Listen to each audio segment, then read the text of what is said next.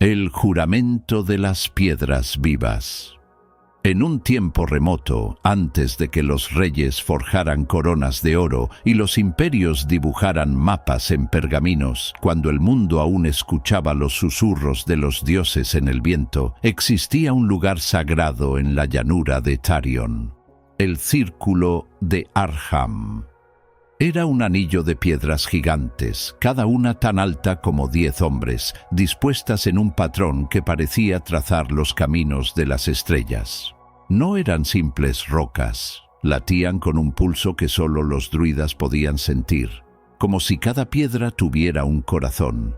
Los ancianos decían que en ellas habitaban los espíritus de antiguos héroes, caídos en batallas olvidadas, cuyos nombres aún resonaban en las noches de viento. Nadie se atrevía a tocarlas, salvo en las noches de solsticio, cuando los druidas encendían hogueras de madera de roble y ofrecían cantos, pidiendo consejo a las piedras vivas. Las respuestas llegaban en susurros, en sueños, en el crujir de la tierra bajo los pies. Pero la paz del Círculo de Arham era frágil. Los pueblos de la llanura, divididos por codicia y orgullo, comenzaron a disputar su control. El reino del Cuervo, con sus estandartes negros y sus sacerdotes de ojos fríos, creía que las piedras podían ser usadas en rituales de guerra para invocar ejércitos de sombras. El clan del lobo, feroces guerreros de pieles y lanzas, juraba que las piedras eran herencia de sus antepasados, un legado que nadie más debía profanar. Otras tribus menores, atraídas por las promesas de poder, se unieron a la disputa, y la llanura, antaño un lugar de peregrinaje, se convirtió en un campo de desconfianza. La tensión estalló en guerra. Decenas de tribus marcharon hacia el Círculo de Arham, sus ejércitos formando un bosque de lanzas que brillaban como hierro bajo el sol. Tambores resonaban como truenos y los cuernos de guerra rugían desde los campamentos. La tierra temblaba bajo el peso de miles de botas y el aire olía a sangre antes de que se derramara la primera gota. Los druidas, guardianes del círculo, imploraron paz, pero sus voces fueron ahogadas por el clamor de las armas. La llanura de Arham, sagrada por milenios, se convirtió en un campo de batalla. En medio de este caos emergió una figura inesperada, Eria, una joven pastora de cabello trenzado y ojos que parecían reflejar el cielo. No era reina, ni guerrera, ni druida. Había crecido jugando entre las piedras del círculo, guiando sus ovejas por la llanura, escuchando los susurros de las rocas en las noches de viento. Desde niña, las piedras le habían hablado, no con palabras, sino con imágenes de batallas antiguas, de juramentos rotos, de héroes que dieron sus vidas por la paz. Eria guardaba un secreto que ni siquiera los druidas conocían. Las piedras le habían revelado una profecía. Cuando los hombres derramen sangre en este suelo, el círculo despertará, y no habrá quien pueda detenerlo.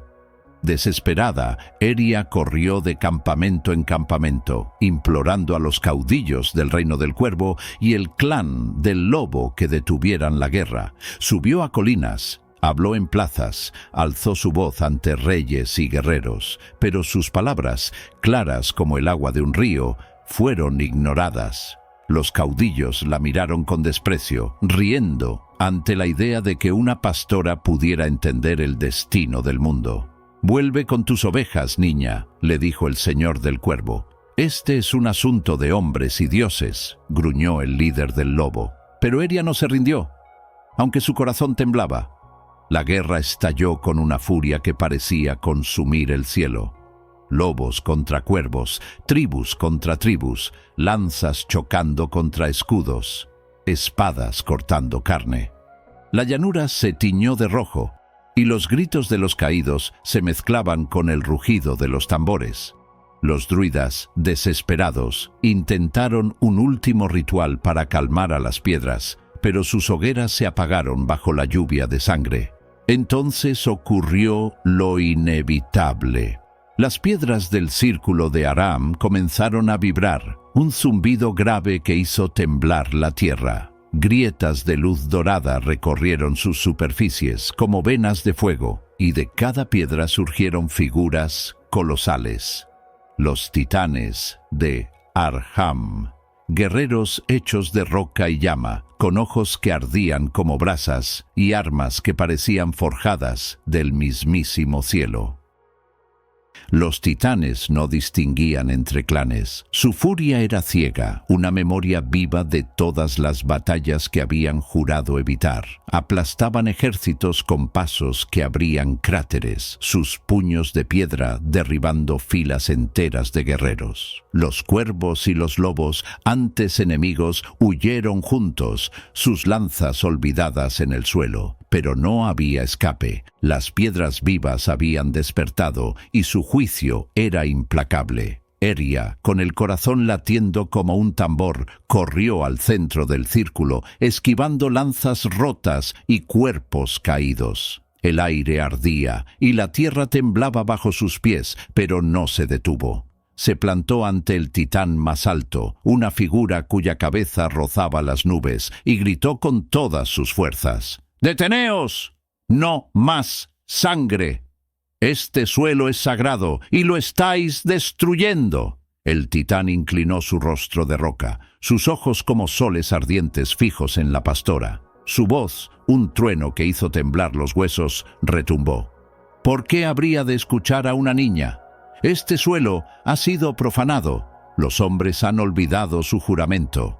Eria temblaba, sus manos apretadas en puños, pero alzó la mirada y respondió, su voz clara a pesar del miedo: porque no tengo ejército ni corona, solo tengo mi verdad. El mundo no necesita guardianes de piedra que destruyan, sino corazones que recuerden. Devolvednos la memoria, no la muerte. El círculo entero quedó en silencio.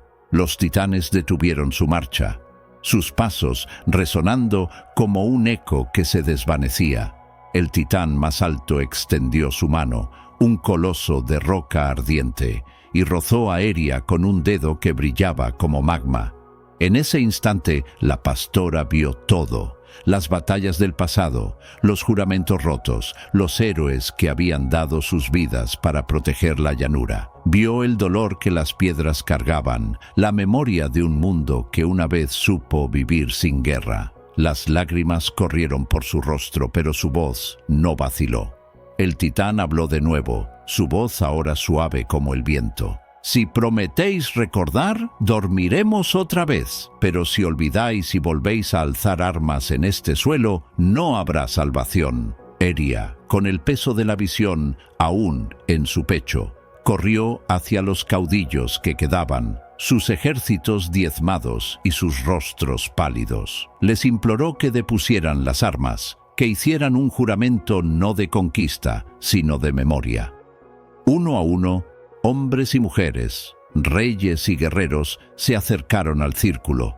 Clavaron sus lanzas y espadas en la tierra, no como un acto de rendición, sino como una ofrenda. Los estandartes del cuervo y el lobo se inclinaron, y las tribus menores, con lágrimas en los ojos, se unieron al pacto. El círculo de Arham dejó de vibrar. Las grietas de luz se apagaron, y los titanes, con un suspiro que resonó como un lamento, regresaron a su forma de piedra, inmóviles una vez más. La llanura quedó en silencio, cubierta de armas abandonadas y sangre seca, pero también de esperanza. Eria, exhausta, cayó de rodillas en el centro del círculo, rodeada por las piedras que ahora dormían. Los sobrevivientes, cuervos y lobos por igual, la miraron con reverencia. No era una reina, ni una guerrera, pero había detenido a los titanes con la fuerza de su voz y su verdad. Desde entonces, el círculo de Arham no volvió a ser un campo de batalla. Cada generación acudía al lugar, no para pedir poder, sino para renovar el juramento, recordar que la memoria de los caídos es sagrada, que ningún trono ni estandarte vale más que la vida. Las hogueras de los solsticios volvieron a encenderse, pero ahora los cánticos no pedían fuerza, sino sabiduría. Los druidas escribieron la historia de Ería en pergaminos y piedras, y los bardos la llevaron a los confines de Tarion. En las noches de viento, cuando las estrellas brillan sobre la llanura, los pastores dicen que aún se escuchan los susurros de las piedras vivas, recordando a quienes las visitan que el pasado no debe ser olvidado. Y la enseñanza que Ería dejó al mundo, grabada en las canciones y en el corazón de los pueblos, resuena más fuerte que cualquier tambor de guerra. Las piedras viven cuando los hombres olvidan. La única victoria que perdura es la que honra la memoria, no la que la entierra. Y así, el círculo de Aram permanece, un anillo de piedras que late en silencio, custodiando no solo la llanura, sino la promesa de un mundo que aprendió a escuchar antes de alzar sus armas.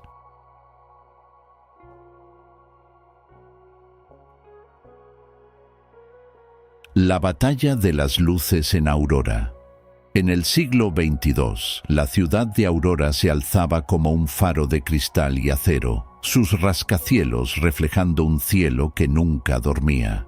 Las calles vibraban con vida, músicos tocaban en las esquinas, mercados rebosaban de colores, y las plazas eran un torbellino de risas y sueños. Pero esa luz se apagó cuando un régimen autoritario tomó el control. El gobierno, una sombra de burócratas y generales, prohibió toda forma de protesta, reunión o palabra libre. Los altavoces instalados en cada esquina repetían decretos, los drones vigilaban cada movimiento y las noches, antes llenas de canciones, se volvieron silenciosas. Encender una vela, cantar en el metro o siquiera susurrar una idea podía marcarte como traidor. Las plazas, antaño corazón de Aurora, se convirtieron en desiertos grises patrullados por máquinas. Sin embargo, en la penumbra de esa opresión, un grupo de jóvenes decidió resistir. No tenían armas, ni dinero, ni ejércitos. Solo tenían un plan audaz: devolverle la luz a Aurora, no con fuego ni sangre, sino con un acto de desafío que nadie pudiera ignorar. Se hacían llamar los portadores de luz, un nombre susurrado en callejones y grabado en paredes ocultas. Su líder era Helena, una fotógrafa de ojos fieros que había visto desaparecer a sus amigos por atreverse a cantar en el metro. Cada fotografía suya capturaba un fragmento de la ciudad perdida, un recordatorio de lo que habían sido. A su lado estaba Gabriel, un ex estudiante de ingeniería con manos manchadas de aceite y cables, capaz de fabricar linternas y proyectores con piezas desechadas de fábricas abandonadas. Y Nor, una enfermera de voz suave pero pasos firmes, que recorría barrios enteros llevando mensajes cifrados en vendas y curando a los enfermos mientras esquivaba los ojos de los drones.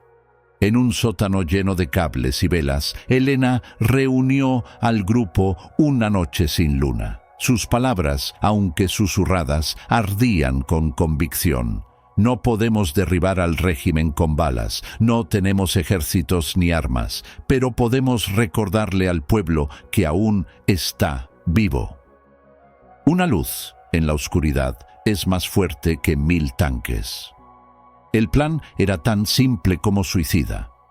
En la noche del aniversario de Aurora, cuando el régimen organizaba su desfile militar, una exhibición de poder con tanques, drones y generales marchando bajo banderas negras, miles de ciudadanos encenderían luces desde balcones, azoteas y calles, velas, linternas, pantallas de celulares, cualquier cosa que brillara. Sería una ola de claridad, un grito silencioso contra la oscuridad del régimen. Gabriel diseñó proyectores caseros que podían lanzar haces de luz a través de los rascacielos, y Nor organizó una red secreta, pasando mensajes entre barrios, mientras atendía heridas en clínicas improvisadas. Durante semanas, los portadores trabajaron en las sombras, distribuyendo linternas, enseñando códigos y convenciendo a una ciudad asustada de que un solo acto podía cambiarlo todo. Llegó el día del aniversario. Aurora estaba bajo un cerco invisible. Drones zumbaban en cada esquina, sus lentes rojos escaneando rostros. Tanques bloqueaban las avenidas principales, sus cañones apuntando al cielo. Altavoces repetían órdenes de silencio, amenazando con prisión a quien osara romper el toque de queda.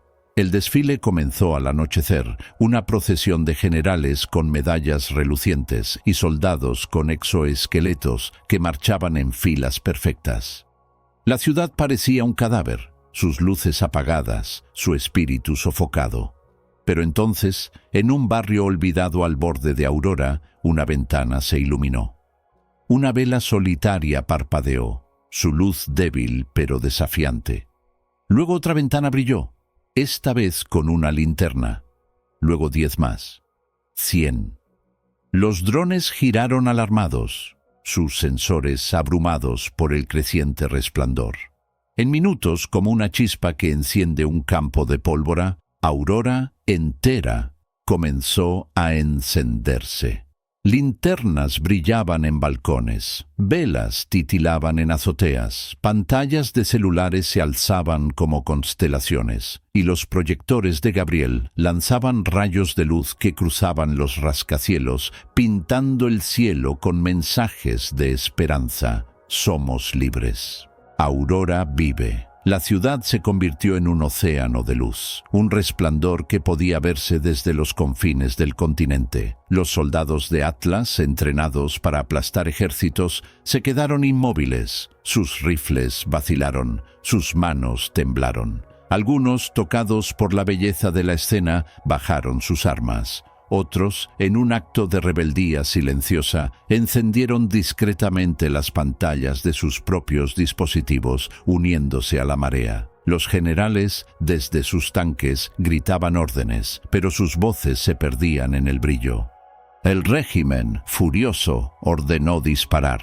¿Pero contra quién? Contra 1.000.000 de luces, contra cada balcón, cada rostro, cada reflejo en los cristales de los rascacielos. Los drones intentaron atacar, pero los pulsos electromagnéticos de Maya, lanzados desde los sistemas del puente de El Boria, los desactivaron en masa. Los tanques avanzaron, pero las calles, llenas de barricadas improvisadas y ciudadanos que ya no temían, los detuvieron. En la plaza central, donde el desfile debía culminar, Elena se alzó sobre una estatua rota, su cámara en alto. Cada fotografía capturaba la marea de luz, los rostros de los ciudadanos, el desconcierto de los soldados. Su voz, amplificada por un megáfono que Gabriel había construido, resonó sobre el rugido de la ciudad. No pueden apagarnos a todos. Aurora no es suya, es nuestra. Esa noche no hubo balas, no hubo sangre, hubo rendiciones silenciosas, soldados que dejaron caer sus armas, generales que retrocedieron ante la marea de luz. El régimen no cayó de inmediato, los poderes arraigados no se desmoronan en una noche, pero quedó quebrado. El miedo, que había sido su arma más fuerte, se rompió en un solo acto. Los ciudadanos de Aurora, al ver sus luces reflejadas en el cielo, recordaron que eran más que sombras bajo un régimen. Eran un pueblo, y su voluntad era más brillante que cualquier dron. Meses después, las calles de Aurora volvieron a llenarse de música. Elecciones libres regresaron, organizadas no por generales, sino por los mismos ciudadanos que habían encendido las luces. La batalla se conoció como la Noche de las Luces, la primera victoria de un pueblo sin armas, una revolución nacida de linternas y coraje. Los portadores de luz no buscaron estatuas ni poder. Elena siguió fotografiando, capturando la nueva aurora en cada rostro y cada plaza. Gabriel fundó una red de datos libre, asegurando que nadie volviera a controlar la voz de la ciudad. Nur continuó curando, llevando su calma a los barrios que aún sanaban las cicatrices de la opresión. En las paredes de Aurora, los murales contaron la historia. Luces pintadas en colores vibrantes, rostros de ciudadanos anónimos, el brillo de una ciudad que se alzó sin disparar un solo tiro. Las canciones de los músicos callejeros, ahora libres, llevaron el eco de la resistencia. Y la enseñanza de aquella noche quedó grabada en las calles, en los corazones, en los reflejos de los rascacielos. Una sola chispa puede apagarse, 1.000.000 de luces no.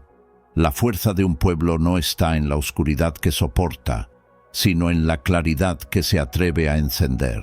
Y así, en las noches de aurora, cuando los rascacielos brillan y las plazas cantan, los ciudadanos alzan sus luces, velas, linternas, pantallas, para recordar.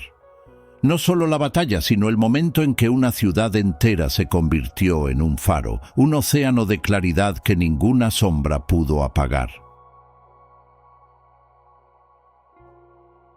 La resistencia del Puente de Hierro. En el siglo XXII, cuando las corporaciones habían reemplazado a los gobiernos y los continentes eran piezas en un tablero de poder, la ciudad de Helvoria se alzaba como un faro de resistencia. En su corazón latía el Puente de Hierro, una colosal estructura de vigas entrelazadas que unía las dos mitades del mundo industrial. Más que acero y cables, el puente era la arteria de una era. Por él viajaban mercancías que alimentaban ciudades, energía que iluminaba rascacielos y datos que controlaban la vida de millones. Quien dominara el Puente de Hierro dominaría el pulso del continente, y todos lo sabían. El conglomerado militar Atlas Corp, una máquina de guerra que servía a dueños invisibles en torres de cristal, decidió reclamarlo. Con un ejército de drones zumbando como enjambres, blindados pesados que rugían como bestias de metal, y tropas de asalto con exoesqueletos que brillaban bajo la luz de neón, Atlas avanzó hacia Helvoria. Su líder, un estratega sin rostro conocido solo como el Ejecutivo, juró que el puente sería suyo antes de que el sol volviera a salir. Enfrente no había un ejército regular, ni fortalezas, ni cañones. Solo una resistencia improvisada, un mosaico de almas que se negaron a ceder su ciudad, estudiantes que cambiaron libros por herramientas, obreros que dejaron las fábricas por barricadas, médicos que cargaban vendas y rifles, programadores que hackeaban redes en sótanos oscuros. Se autodenominaron la Guardia del Puente. No por heroísmo, sino porque el puente era su hogar, el último bastión de su libertad. Al frente de la resistencia estaban tres figuras que el destino había unido. Lucian Vega, un exsoldado de ojos cansados, había abandonado las guerras corporativas tras años de obedecer órdenes que le quemaban el alma. Su rifle, viejo pero preciso, era lo único que conservaba de su pasado militar, y su corazón, aunque herido, latía con la furia de quien ha visto demasiado. Maya, una ingeniera de software con dedos rápidos y una mente que parecía danzar con los códigos, podía convertir cualquier sistema en un arma. Sus gafas reflejaban pantallas llenas de datos, y su sonrisa desafiaba la desesperación. Rashid, un médico sin experiencia en combate, tenía manos suaves para curar, pero un valor que lo hacía correr bajo lluvias de balas para salvar a los heridos. La primera noche del asedio, Atlas lanzó un enjambre de drones, miles de máquinas que oscurecían el cielo como una plaga. Sus láseres cortaban el aire, y sus sensores buscaban cualquier signo de vida. Maya, desde un puesto improvisado en una torre de control del puente, hackeó la red de energía de la estructura.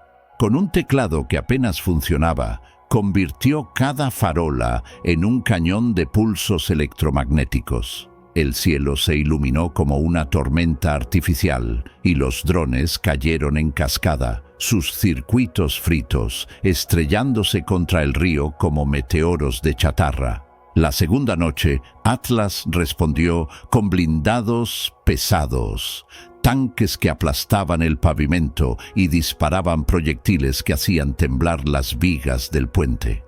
Lucian, con apenas 20 hombres y mujeres armados con explosivos caseros hechos de baterías y combustible robado, tendió emboscadas en los accesos al puente. Cada estallido era un rugido que resonaba en el acero, derribando tanques y retrasando a las tropas. Lucian se movía como un espectro, su figura apenas visible en la penumbra, sus órdenes susurradas pero precisas. El puente temblaba, pero no caía. Al tercer día, Atlas desplegó sus tropas de choque, soldados con exoesqueletos que multiplicaban su fuerza, armados con rifles de plasma que cortaban el acero como si fuera papel. La guardia del puente, con apenas 500 voluntarios, estaba al borde del colapso, pero entonces la ciudad entera se alzó. Ancianos, desde los balcones de edificios ruinosos, lanzaban piedras y botellas incendiarias.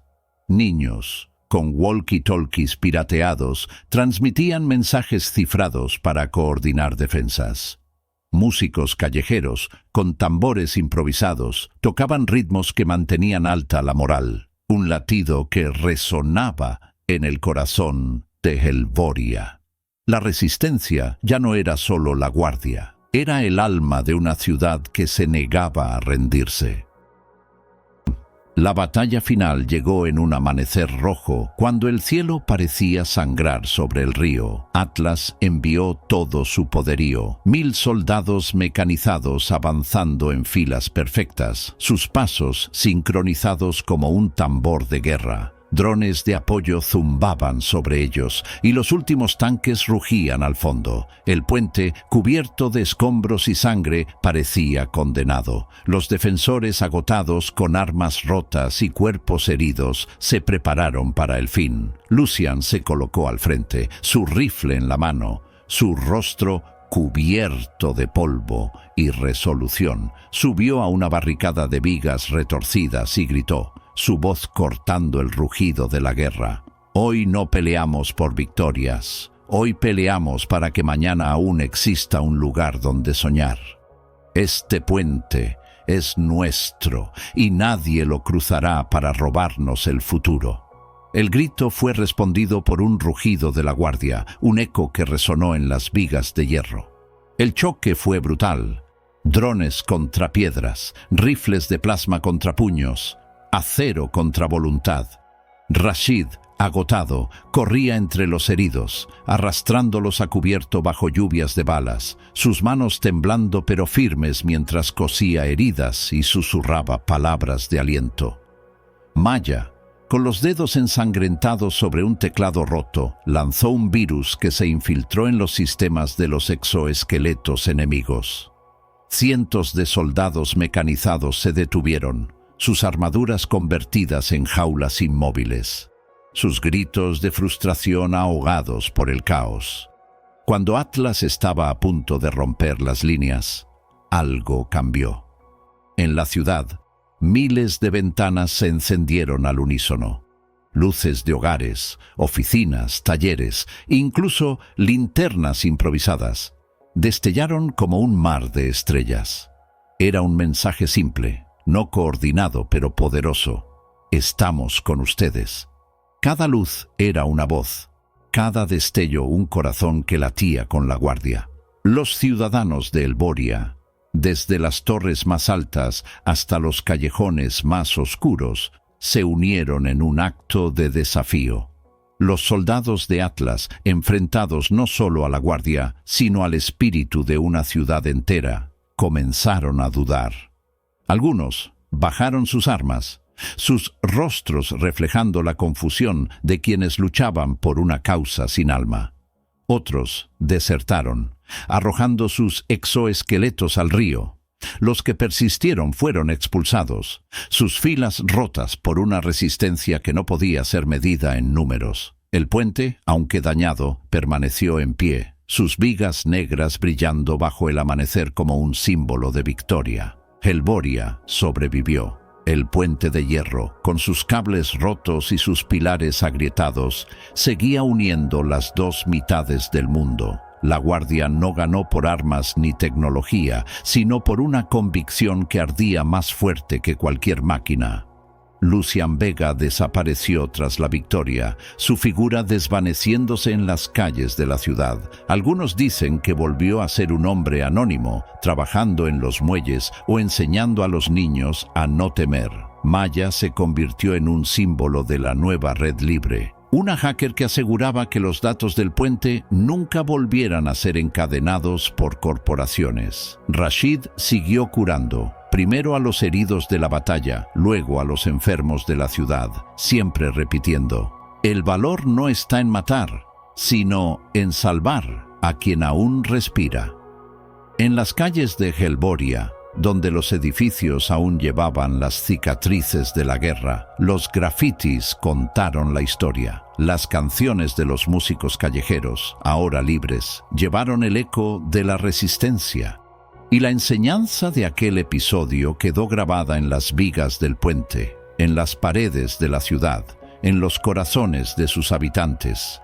En la era de las máquinas, lo que decide una guerra no son los drones ni los blindados, sino la gente que se atreve a decir: este puente es nuestro y nadie lo cruzará para arrebatarnos el futuro. Y así, en las noches de Helboria, cuando las luces del puente brillan sobre el río, los ciudadanos alzan la mirada y recuerdan no solo la batalla, sino el momento en que una ciudad entera se convirtió en un muro de hierro, un faro de esperanza que ningún ejército pudo apagar.